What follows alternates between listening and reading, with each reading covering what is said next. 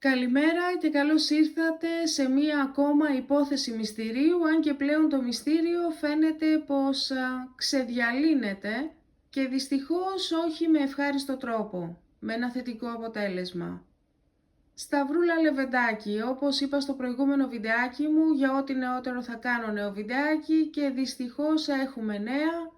Ο ενοικιαστής, τον οποίο είχε συλλάβει η αστυνομία για διαφορετική υπόθεση και όχι για την εξαφάνιση της Σταυρούλας, φαίνεται ότι ομολόγησε ότι ναι, αυτός ευθύνεται και για την εξαφάνιση και για τη δολοφονία και για τη μεταφορά της σε ένα χωράφι όπου εκεί την έθαψε, παιδιά. Σε ένα χωράφι το οποίο βρίσκεται 5 με 6 χιλιόμετρα από το σπίτι. Αυτός ήταν και ο λόγος που διέγραψε τα πάντα από τις κάμερες, διότι φαινόταν ξεκάθαρα το τι έκανε, με ποιον τρόπο απομάκρυνε την Σταυρούλα από το σπίτι, που λογικά χρησιμοποίησε το αυτοκίνητό του, διότι και στο αυτοκίνητό του βρέθηκαν κοιλίδες αίματος της Σταυρούλας.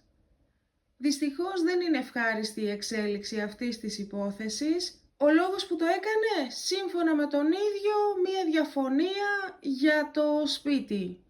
Όπως είπε στην αρχική του κατάθεση, μαρτυρία, πείτε το πώς θέλετε, η Σταυρούλα πήγε στο σπίτι για να ελέγξει το σπίτι, να δει αν υπάρχουν φθορές, αν έχει κάνει κάτι στο σπίτι της.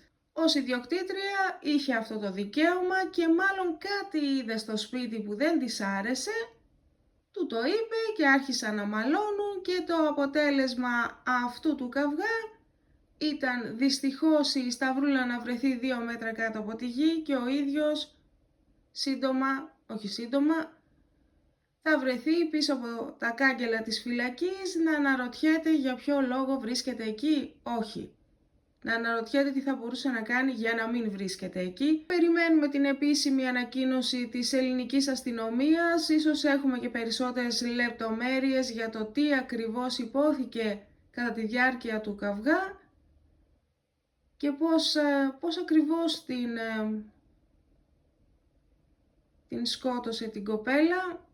Το αποτέλεσμα όμως δεν αλλάζει. Δυστυχώς δεν είναι ευχάριστο.